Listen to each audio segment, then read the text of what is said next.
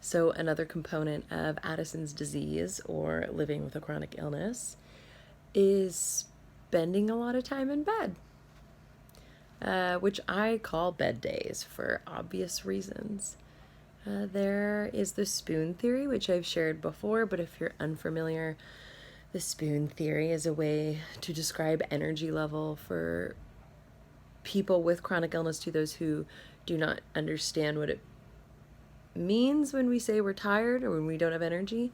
It's a way to gauge energy levels. So the spoon theory is that imagine you were given 10 spoons every day, and for every activity that you do, you have to spend your spoons on those activities. So washing your hair is 2 spoons, and cooking dinner is 3 spoons, and going to work is 5 spoons. Well, you're already halfway through the day and you've spent almost all of your spoons. And the theory is that you can borrow spoons from tomorrow, but then you will have less to utilize yesterday. And each spoon represents energy. So people with chronic illness, or spoonies, which is what we call ourselves, we run out of spoons a lot, and the only way to recharge them is to rest. So thus bed days. So for me personally, bed days recently haven't been very frequent, which is awesome. But when they happen, what I have been working on, and that's been helping me, is accepting them and being okay with it and not trying to fight the bed day. Because as soon as I start getting frustrated or grumpy or sad that I'm not able to go do things that I wanted to do, I end up working myself up and making myself sicker and wasting more spoons.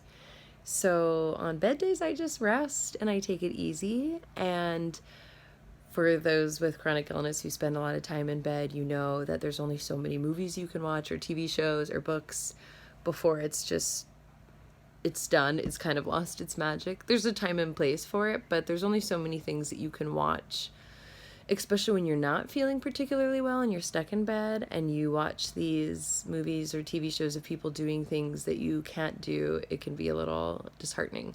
So I have turned my bed days into discovering some new hobbies that have made my life so much more magical and more fun.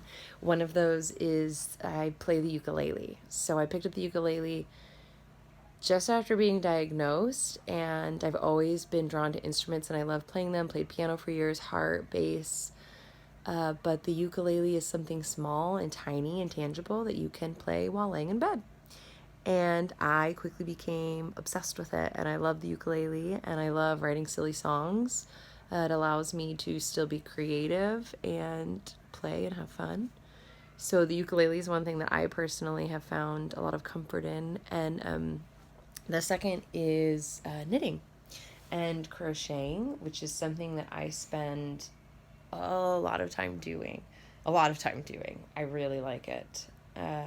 It's a really meditative, relaxing hobby as well. And I've utilized it as another way to bring about awareness of some of my other passions, which is living in a cleaner, greener world, and living a zero waste life.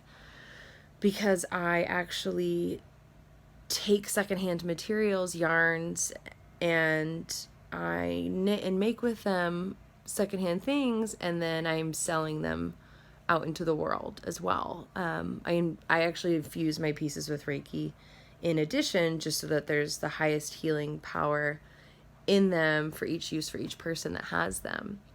And that's just been a really great way for me to rest my body while doing something that I love, that I'm passionate about, that also helps keep the world clean and inspire others to do the same, as well as our little magical gifts that I can share with people.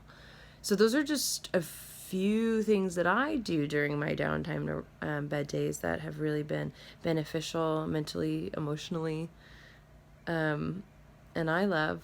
But there are so many things that you can do, and I would love to hear some of the things that you do on your down days so that we can share together and find more awesome ways to recover spoons.